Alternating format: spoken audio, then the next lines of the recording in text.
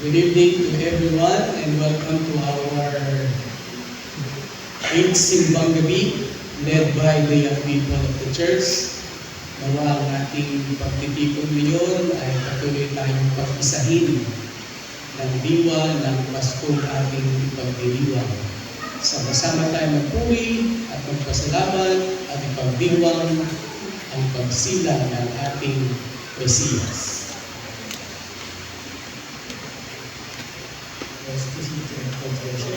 Please stand up. Come, brothers and sisters, this sacred time of anticipation.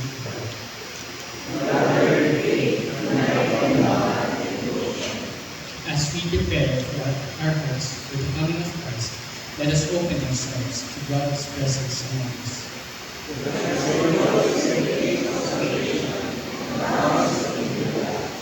Together, let us worship the Lord with joy and gratitude. Let us celebrate the birth of our Savior, Jesus Christ. Amen.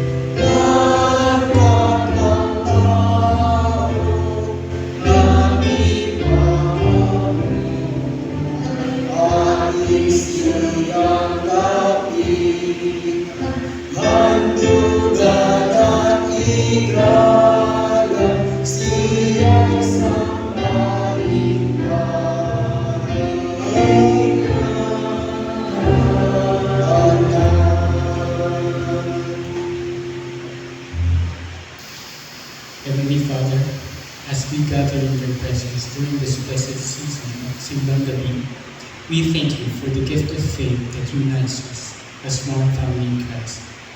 Guide us as we prepare our hearts to welcome your Son, Jesus, into our lives and communities. May this time of prayer and reflection deepen our faith for you and strengthen our bonds with one another.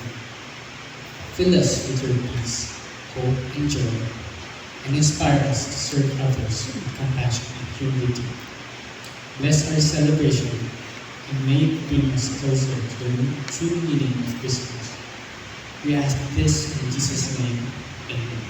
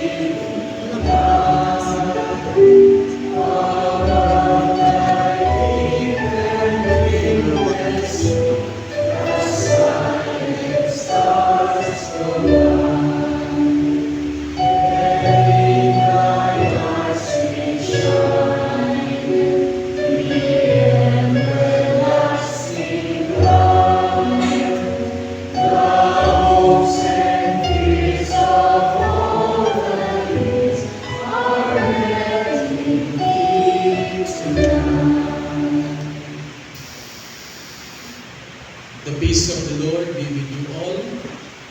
Let us share the peace of Christ with one another, trusting in His love and grace.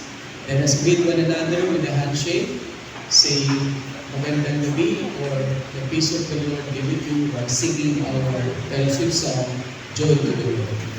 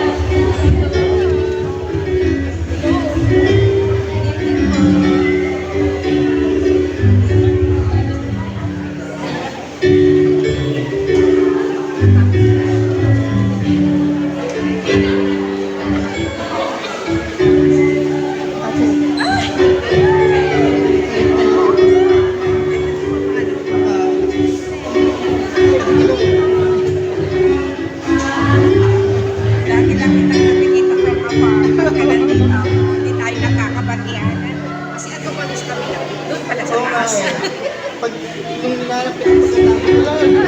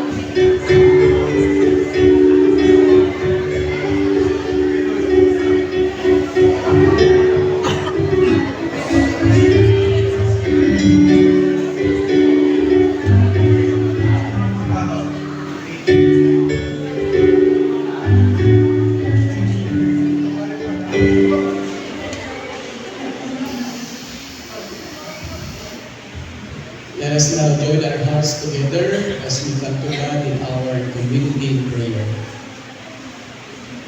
Loving and compassionate God, we come before you today with humble hearts, grateful for your unwavering love that unites us as one family in Christ. In your presence, we find hope, strength, and assurance that no matter the challenges we face, you are always near to guide and protect us.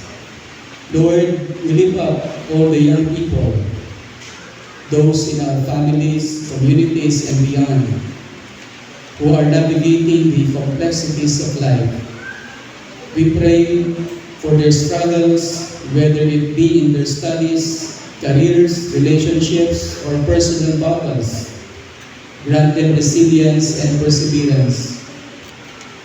Help them to see beyond their difficulties and to trust in your plan for their lives. Fill them with confidence that their dreams and aspirations are valid and achievable when rooted in faith and perseverance. We ask for your wisdom and discernment as they make decisions about their future.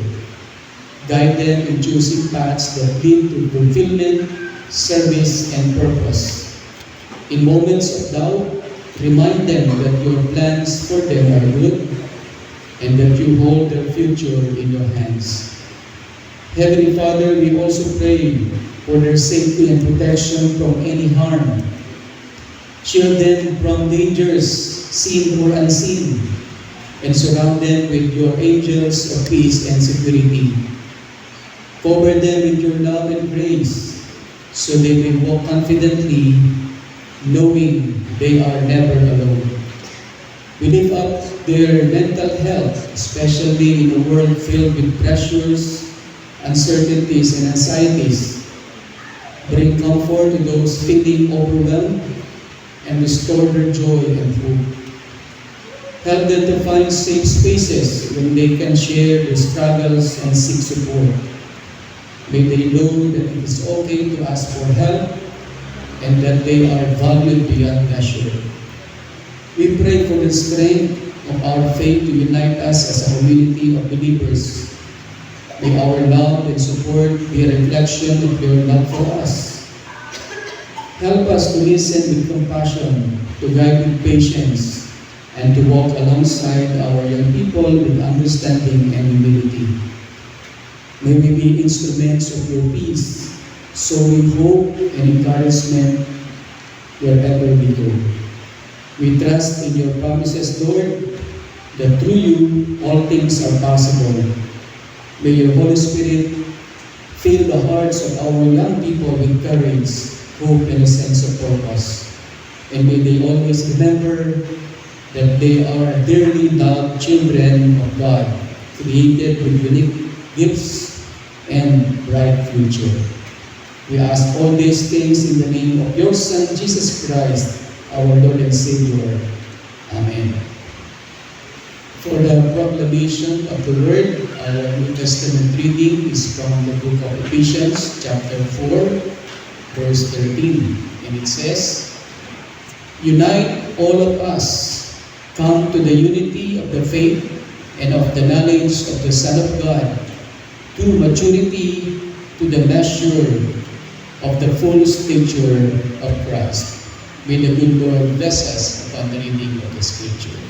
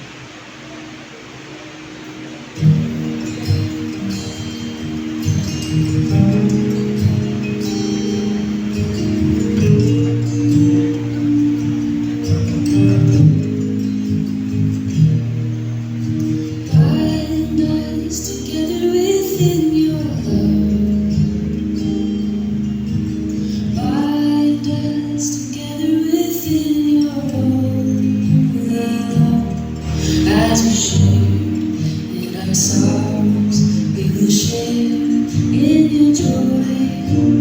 Bind us together in love.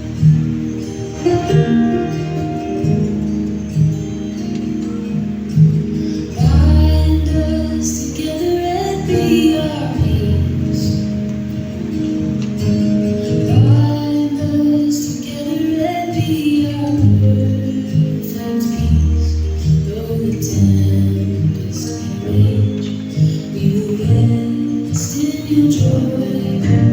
Bind us together in peace.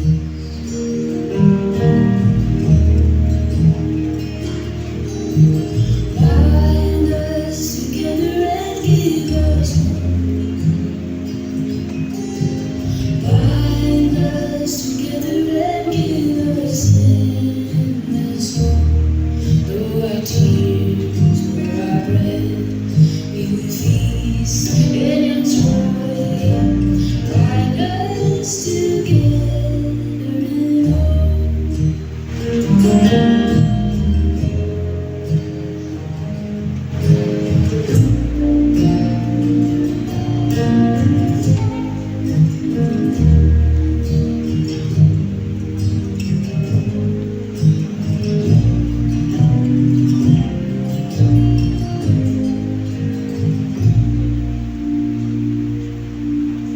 Bind us together and make us one.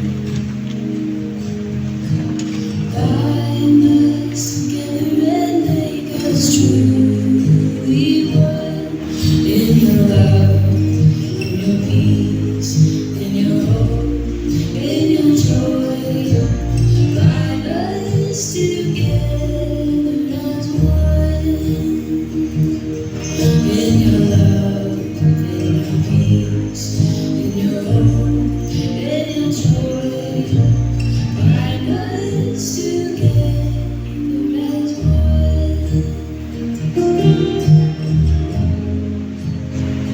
Maraming salamat po talaga, Lord. Dahil ngayong Pasko, naramdaman na rin po namin na anak niyo rin kami.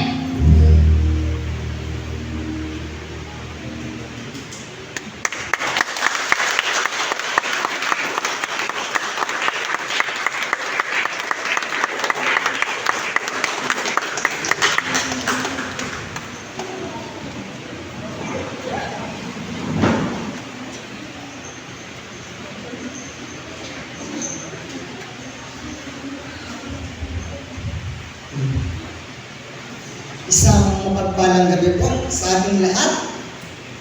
Tayo po ngayon ay nasa ikawalong gabi ng ating pagdiriwang ng simbang gabi at 2 araw na lang po bago ang araw ng Kapaskuhan. Ganun pa man, nawa ay sa ating paghihintay ay hindi po natin makalimutan na ang Pasko, tulad ko ng mensahe kahapon, ay para sa lahat at hindi lang para sa ilan. Sumandali po tayong manalangin at damit po natin ang presensya ng Panginoon. Dakilang Panginoon, pinupuri ka po namin at pinapasalamatan sa oras na ito na kami ay makikinig ng iyong mensahe. Naway gamitin niyo po ang inyong lingkod upang iparinig at ipadama sa ating aming lahat ang iyong magandang balita. Kung ano na namin sa pangalan ni Jesus. Amen. Actually po, yung skit po na napanood po natin na ginawa ng CYF ay ito na po mismo, yung mensahe po ng gabing ito. So, ang gagawin ko po, itutry ko lang po siyang ipaliwanag at bigyan ng refleksyon ayon sa ating batayang teksto. Naway, bigyan ko po sana ng hustisya yung napakagandang ginawa nila na skit. So, sa ating pong skit na napanood, tanongin po natin yung sarili po natin. Sino po tayo sa mga karakter na nandun? Tayo ba ay tulad ng isang pulubi na naghahangad lang ng mas magandang kalagayan para sa Pasko?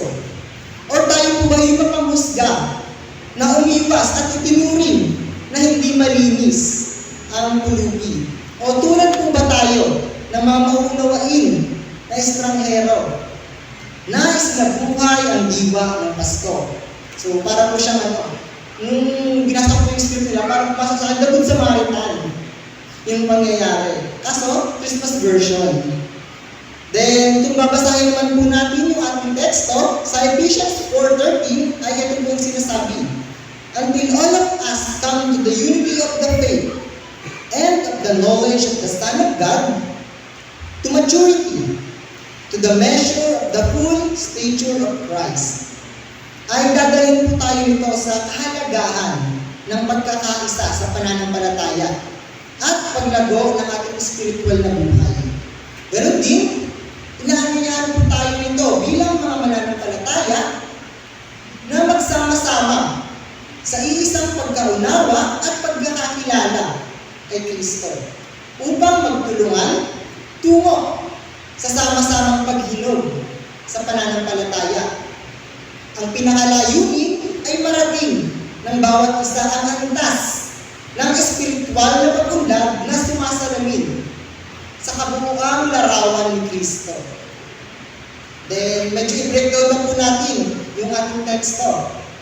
Kukunin ko po yung mga ilang keywords na nabanggit po sa ating Bible verse. Una, unity of faith o pagkakaisa sa pananampalataya, kung saan binibigyan diin ang kahalagahan ng pagiging nagkakaisa at sa paniniwala at pagtitiwala kay Kristo. Then, yung knowledge of the Son of God, tumutukoy sa intelektual at pagkaunawa at karanasang pagpapakilala kay Kristo Kristo. Maturity or maturity of faith, nangangahulugan ng spiritual na paglago at pag-unlad. At ang huli, full stature of Christ, or sa ibang translation po, ang ginamit ay fullness of Christ. So, ito po ay nagsasabi ng pagiging higit na katulad ni Kristo sa karakter at mga kilos. So, sa kabilang banda naman po, ang ating mga skit na napanood ay realidad ng ating lipunan. At sila po yung mga mas less fortunate pa kaysa din sa mga taong nagsiselebrate ng Pasko sa halagang 500 pesos, tulad po yung sinasabi ng DTI. Kaya po ang katanungan po sa atin, paano tayo nagiging isa kay Kristo sa mga ganitong pagkakataon? At ito po yung unang punto ng ating mensahe sa gabi nito. Embracing the unity of faith. Sa ating pong skit, makikita po natin ang sobrang magkaibang mundo ng pulubi sa lansangan at ng taong simbahan. Malaki ang pinagkaiba ng kanilang sosyal na kalagayan sa buhay. Ngunit may isang nagbubukod sa kanila, pananampalataya kay Kristo. Kung babalikan naman po natin ang kwento ng pagsilang ni Yesu Kristo, maaari po natin itong iugnay sa mga pastol, mga shepherd, at sa mga magi, or wise men sa ibang mga translations, ay 3 kings. Dalawang nasa magkaibang antas ng katayuan. Ang isa ay nasa ruro ng kayamanan at sa kabila naman ay nasa pinakababang uri ng pamumuhay. Pinagkaisa sa isang layunin, purihin at sambahin si Kristo. Ang katagang unity of faith ay wala pang kinalaman dito ang antas ng buhay ng bawat isa. Ang kulay ng balat o lugar na pinanggalingan. Hindi po ito tungkol sa material na kayamanan, sa antas ng edukasyon or posisyon. Ito po ay tungkol sa isang pinaniniwalaan, si Yesu Kristo. So, ganito po yung nangyayari kapag niyayakap natin ang ating pananampalataya. Una, binabasag po natin ang pader ng pagkakanya-kanya, ang salitang kami at sila. Tulad ng pastol or ng pulubi sa ating skit at ng tatlong hari at ng taong simbahan, ang kapaskuhan ay nagtuturo sa atin ng pagkakaiba ng ating katayuan sa buhay ay hindi hadlang upang matagpuan natin si Kristo. At lahat tayo ay may puwang sa kanyang harapan. At ikalawa naman po, ay nabubuo ang isang katawan. Tayo ay nagiging isang ganap na iglesia, isang katawan ni Kristo kung saan ang bawat isa ay may papel at kahalagahan habang nagdiriwang ng sama-sama. Sa Pasko, ang ating pananampalatayang niyayakap ay nagbubuklod. Ito ay paalala na ang diwa ng Pasko ay hindi lamang pagbibigayan ng regalo, kundi pagkakaisa sa pananampalataya at pagmamahal sa isa't isa sa kabila ng ating pagkakaiba-iba. Kapag nagtipon tayo bilang simbahan, pamilya at komunidad, sama-sama nating sinasalubong ang liwanag ng Kristo na nagdadala ng pag-asa at kapayapaan sa lahat. Para naman po sa ikalawang punto ng mensahe ng skit natin napanood, ay nakita ko po dito yung parang welcoming hope or knowledge of the Son of God. And knowledge of the Son of God, rather. Sa skit po natin napanood, may hinuha po natin na kahit sa mahirap na kalagayan, ang mga pulubi ay hindi po sila nawalan ng pag-asa. Hindi po ito simpleng optimism or positive thinking. Instead, ito po yung hope na sinasabi sa ating Biblia. Trusting in the goodness and character of God, that He will make things right regardless of our situation. Ang pag-asa ay hindi nagmumula sa kumot, sa pagkain ibinigay, o sa kahit anong material na bagay, at pansamantalang tulong na natanggap o ibinigay. Ito po ay galing sa paniniwala at pagtitiwala na tayo, tulad ng iba, ay anak din ng Diyos. Actually, sa script po nila, nakalagay po yun, sasabihin po sa anak ng tayo din, sila din naman ay anak ng Diyos. Pero hindi po yata nabanggit dahil silent po pala yung script nila. So mga kapatid, ito po ay hindi simpleng emosyonal na pahayag lamang. Instead, ito po yung bunga ng malalim na pagkakakilala kay Kristo. Ito po yung knowledge of Christ na sinasabi sa binabanggit sa ating teksto. Nakabase sa kaalaman at karanasan na pag-unawa kay Kristo. Isang Diyos na nagkatawang tao, lumapit sa mga nasa laylayan, tumanggap at naglingkod sa mga mahihirap at tinawag tayo upang maging anak niya.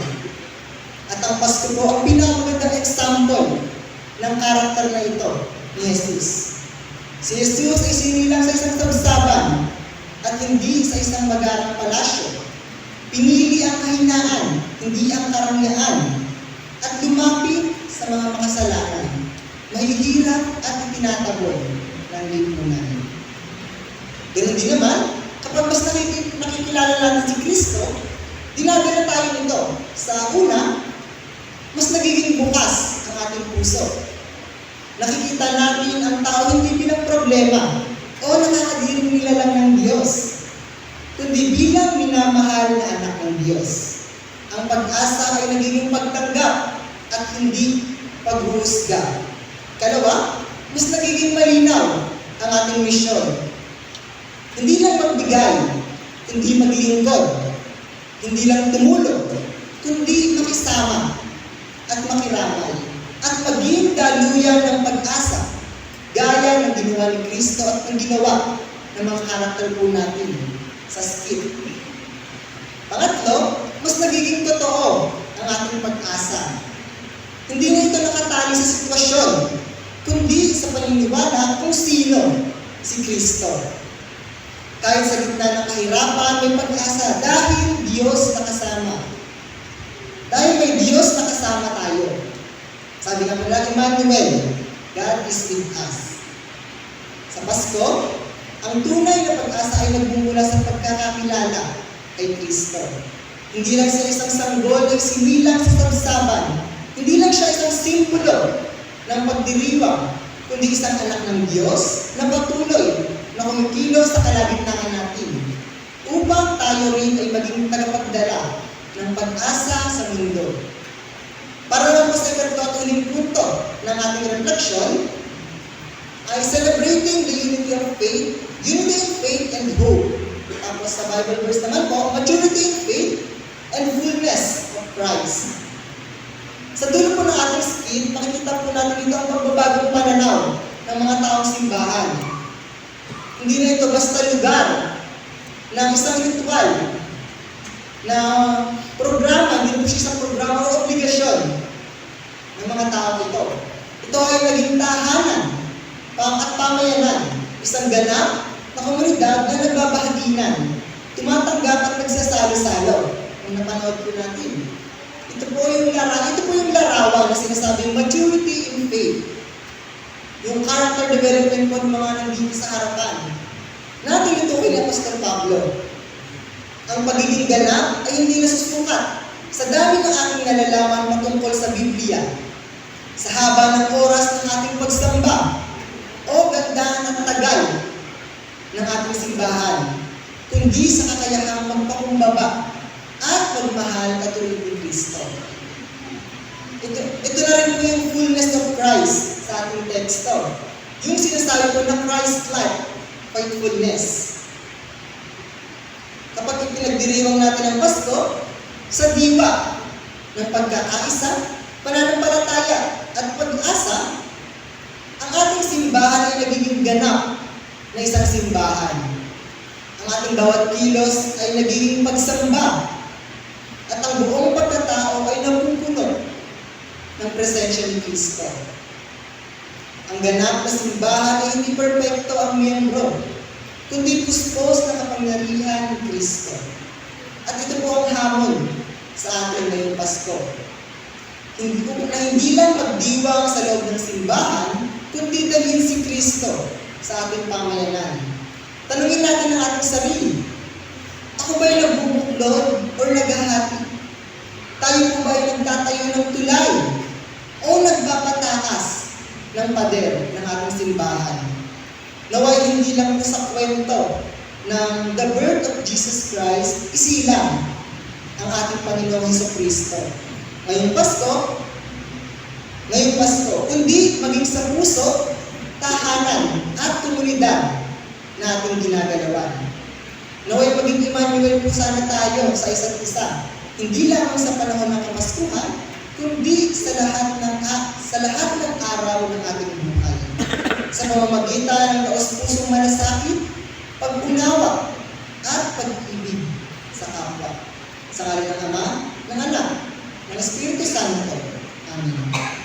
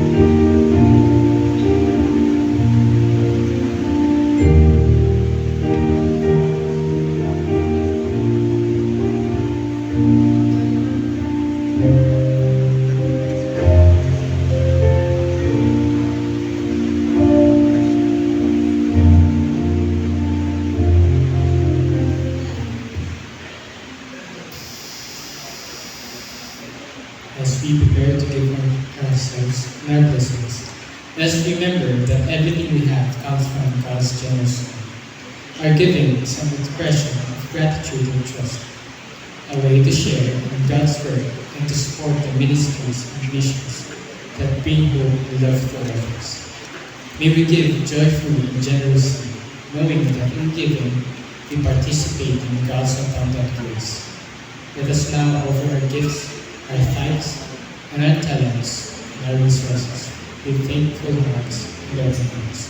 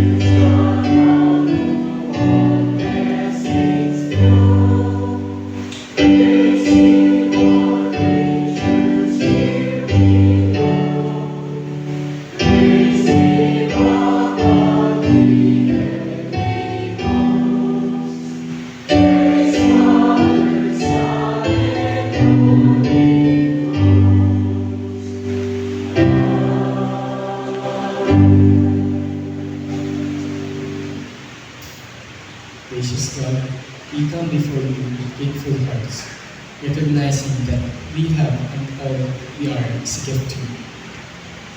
Thank you for the abundance of your blessings, our possessions, and talents in our time. As we bring these offerings to you today, we do so with joy and gratitude, trusting that you will use them to further your kingdom of love, justice, and mercy. Bless these gifts, Lord, that they may be multiplied for the work of your church and the service of others. May our giving be a reflection of your love for you, for our freedom, and our commitment to follow Jesus Christ.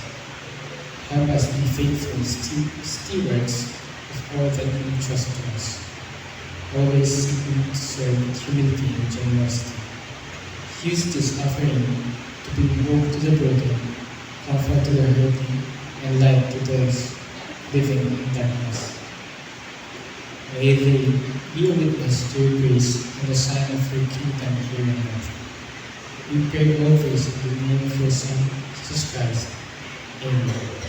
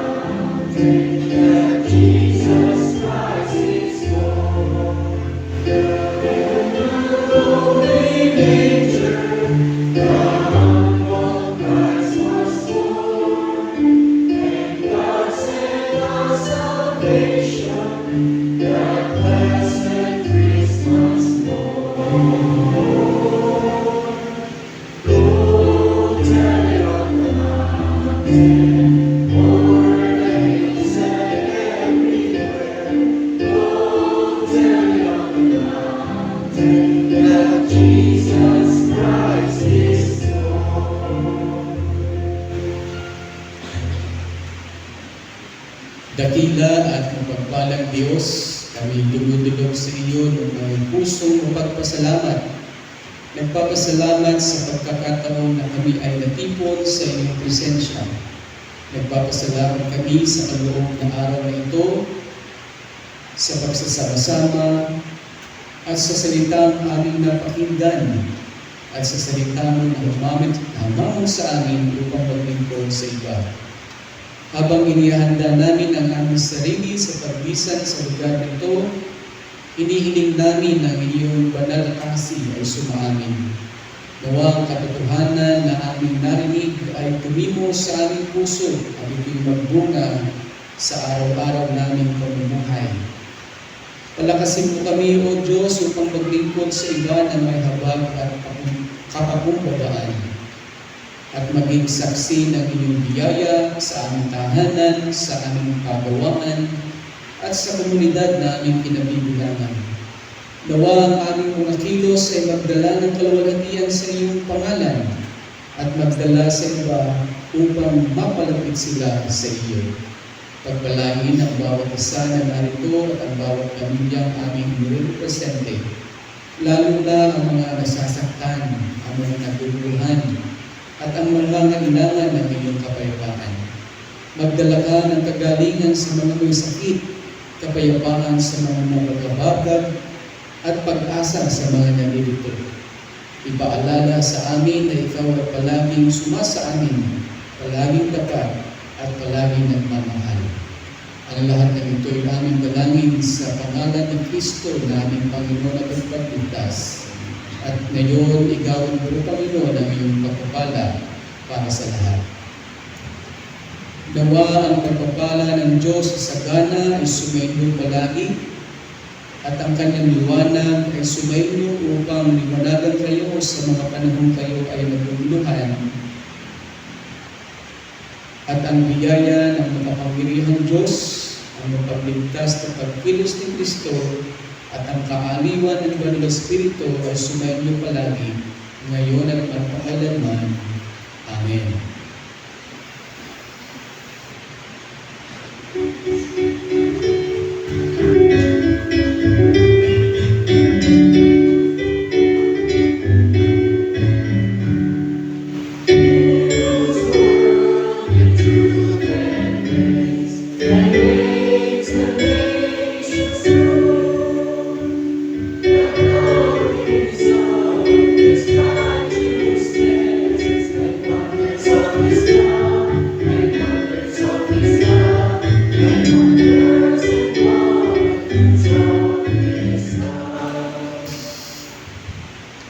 Isang pagpalang ikawalong simbang gabi sa ating lahat.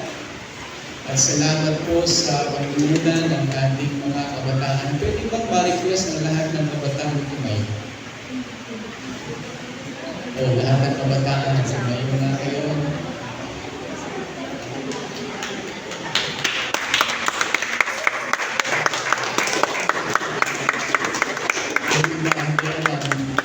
Yung yata yung hindi alam din sa kabataan. Ang kabataan po ay nagsisimula sa 13 years old hanggang 35.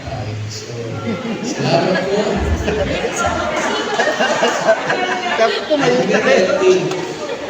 Salamat po sa pangunguna ng ating mga kabataan. Sa ating butihing tagapagmensahe, si kapatid na Lenmark Alisete.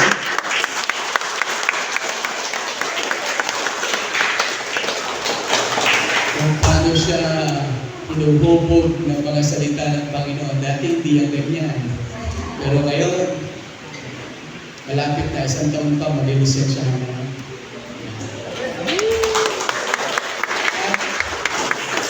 Ang ating pagtugot, si JM.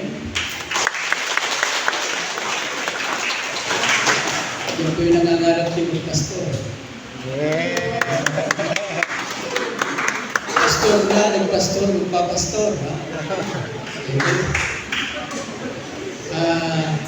Bukas po ang ating Christmas Eve worship at culmination ng ating simbang gabi. Doon po tayo sa mas malaking sanctuary bukas. Mas maraming dadalo bukas. Baka mapuno tayo dito. Doon po tayo sa malaking sanctuaryo at pagkatapos po muli ng ating pananambahan ngayon, merong inihandang merienda ang mga kabataan. First time nating matitikman ang merienda yan ngayon lang. Doon sa 7 simbang gabi, hindi rin inihanda, ngayon lang inihanda. Kahit matitikman yung mamaya. At bukas din po yung ating panawagan para sa white gifts. Kung meron pa kayong pagkakaloob, ay pwede po dalhin bukas sa ating giving of the white gifts. Yun po yung mga regalo na ating ibinabahagi din sa ating Paskuhan. At sa darating pong December 25, ang ating pong pananambahan ay 9 o'clock ng umaga. Ang ating pananambahan. Sa darating pong December 27, ay gaganapin po natin yung Paskuhan, yung ating mga white gifts na pamimigay sa community na pagkakaloba ng mga regalo nito. So yun po yung mga paalala natin. At muli, tinatawagan natin ang kabataan para sa kanilang pinanong. Pinali ng kanilang Christmas carols.